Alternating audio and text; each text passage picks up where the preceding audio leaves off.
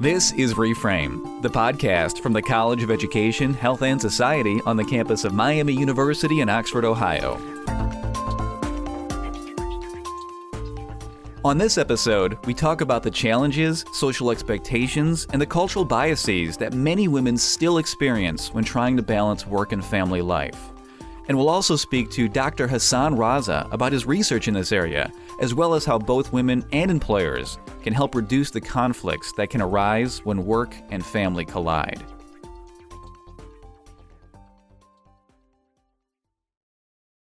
Many people feel the struggle of balancing work and family life, and some, working mothers especially, often feel it more than most. In recent decades, employers have faced a rising tide of demands, from longer hours and erratic schedules to new technologies that blur the lines between the professional and the personal. Both men and women have been forced to adapt to increasingly dynamic workplaces. But this division of labor is still fraught with disparity because many working women are often burdened with additional expectations, cultural biases, and even systemic inequalities that can increase the conflicts and disrupt the balance between their work lives and their family lives. Here's Dr. Hassan Raza, Miami University Visiting Assistant Professor of Family Science and Social Work, who specializes in this area. For working women, it is becoming a greater problem because compared to the past, more women are coming out and they are working. Almost 50% of the workplace is made of women. So they are experiencing challenges in the workplace based on gender and based on race, class, and gender, the intersection of race, class, and gender. At the same time, they are also doing most of the work in the household. So for them, it is becoming a really serious problem. When compared to men, women still spend almost twice as much time on household chores and over twice as much time caring for children and family members. Plus, women also generally report being more dissatisfied with their work-life balance overall. The division between men and women might be better than it used to be. Raza says the gaps are reducing a little bit because gender roles are changing. But at the same time, he says, there's also more demands emerging, especially due to the emergence of diverse families and the dynamic pace and stressors of workplaces today. So Raza is concerned with helping working women, mothers in particular, successfully navigate within and between these spaces. His work uses data analysis and statistical modeling combined with bioecological theory to study how reciprocal interactions between working mothers, their work environment, and their home life intersect and change over time. In two recent studies, Raza and his colleagues examined both work-family conflict and work-family balance among working U.S. mothers.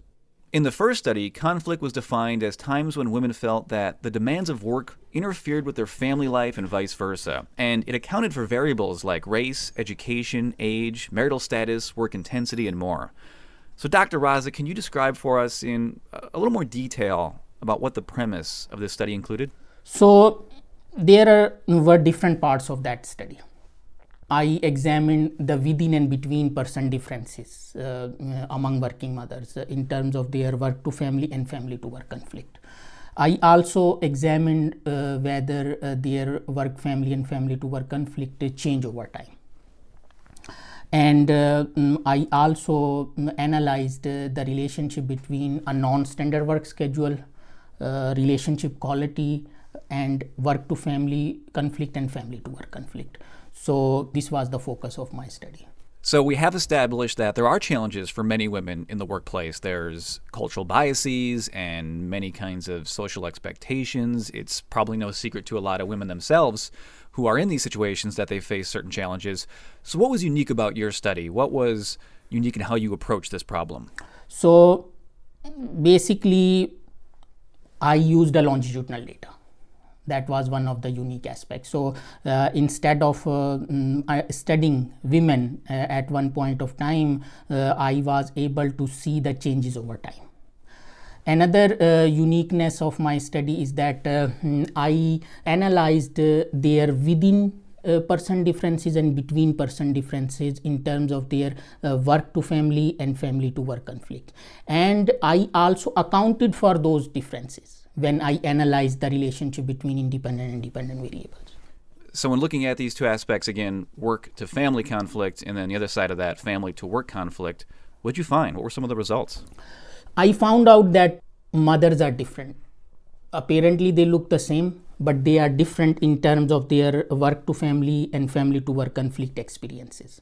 So I found significant variability at the within person level and between person level. And they experience work to family conflict and family to work conflict over time in a non-linear way.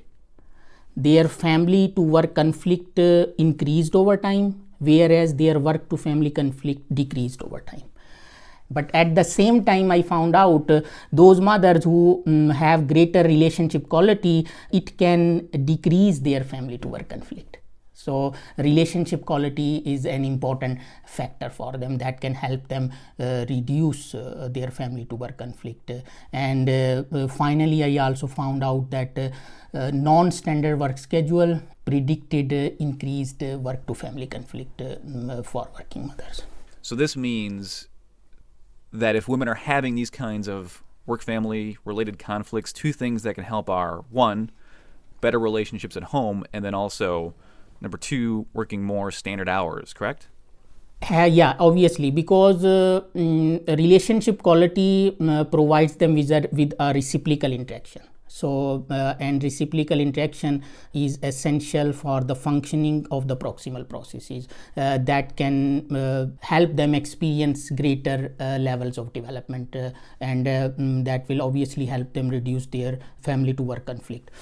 And so those women who are all working in the standard work schedule, they also experiencing work to family to work conflict and work to family conflict. We need to also address their individual differences as well. However, compared to these women who are working in a standard work schedule, those women who are in the non-standard work schedule, they are more underprivileged because they have less education, they are single mothers, they are non-white, so they are more vulnerable.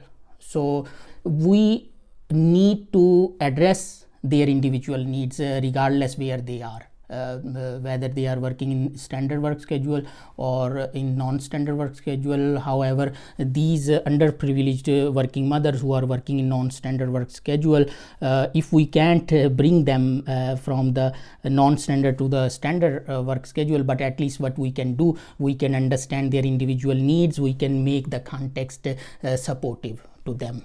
That can help them reduce their work to family conflict.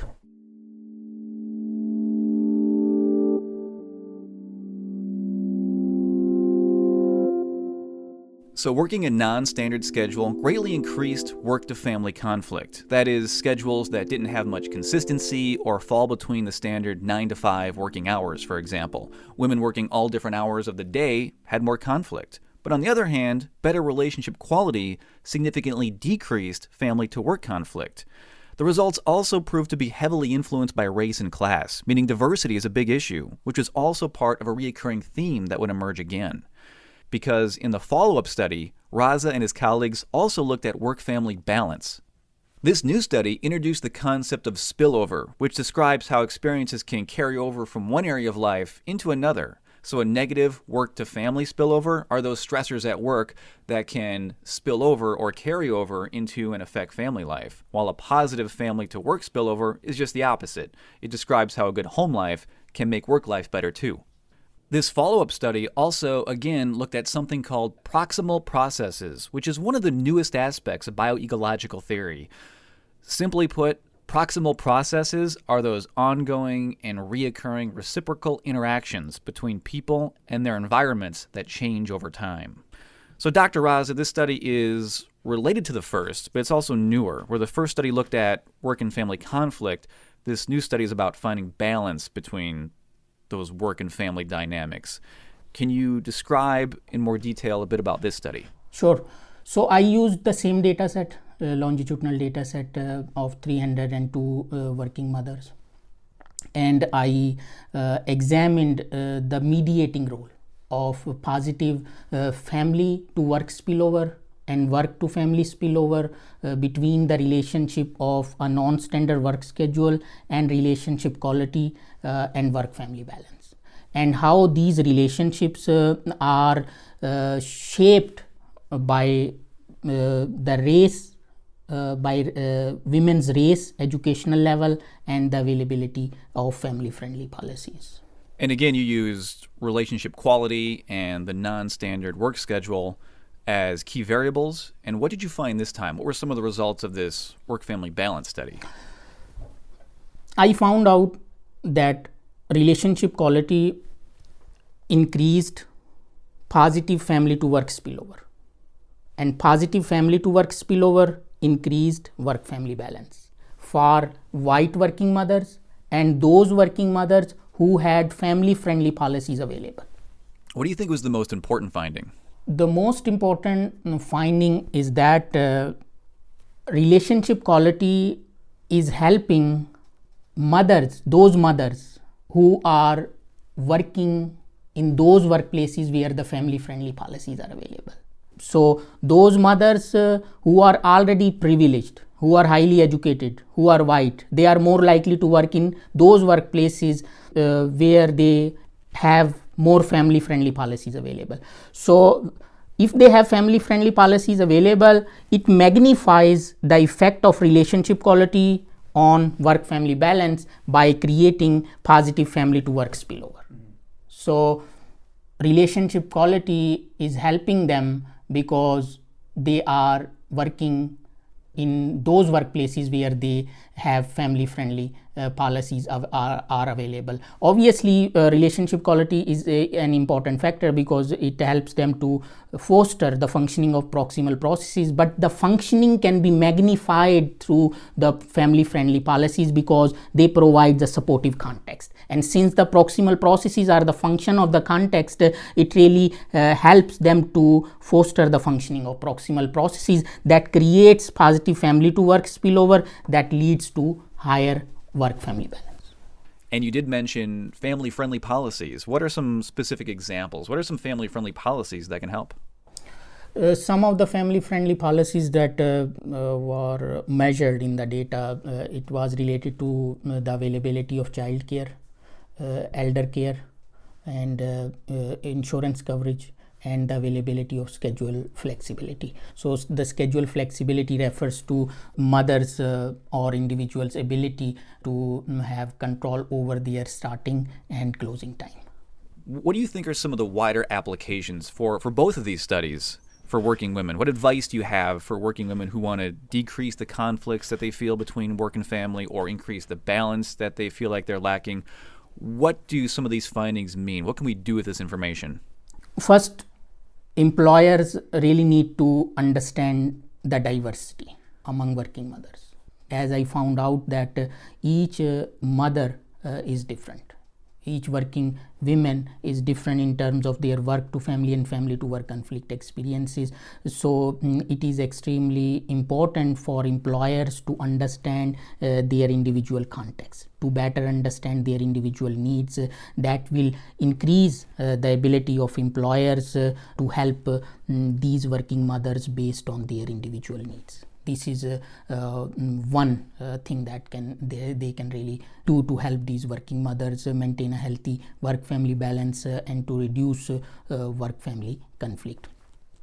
Another thing I found out that non-standard work schedule, it basically increases work to family conflict. And who is working in non-standard work schedule? These underprivileged working mothers who are non-white, who are single working mothers, who have lower level of education, who have less power to negotiate with the employers. So if employers make sure that they develop and apply some family friendly policies in these workplaces as well, that can also help these underprivileged working mothers to reduce their work family conflict. And that term you used, you came back to it again, proximal processes, you mentioned a couple of times. What's the importance of these reciprocal interactions or the significance there? And this is something you plan to study more in the future, correct? Yeah, absolutely. So we have been talking about the proximal processes, the importance of reciprocal interaction, and how they foster individual's development, and consequently they help women are more likely to maintain a healthy work-family balance. So it means the way we reciprocally interact with these women, these working women, it can shape their development. In other words, it can shape their work-family balance experiences. And the context in which these reciprocal interactions take place can also either limit these reciprocal interaction or magnify these reciprocal interaction. So employers really want to make sure that those people, especially supervisors, because they are the one who have reciprocal interaction with these women, who are responsible to apply these policies. And if they have positive reciprocal interaction with these women, they provide them with instructional support as well as emotional support, these women are more likely to experience healthy work-family balance. The co-worker support, they also have reciprocal interaction with the co-workers, and if employers can create a collaborative environment that foster collaboration and that emphasize on strong relationships between the co-workers, it can also help these working mothers to maintain a healthy work-family balance. Schedule flexibility, non-traditional ways to help them maintain a healthy work-family balance. When these mothers would have more control over their schedule, they would be better able to manage their work-family balance. So these reciprocal interactions and the context, if these reciprocal interaction will be positive along with the supportive context, mothers will experience higher levels of work-family balance, or they are more likely to experience a healthy work-family balance, and it will also help them to reduce their work-to-family and family-to-work conflict. All right, wonderful. Certainly some practical things for us to think about in the workplace. Dr. Raza, thank you so much for being on the podcast.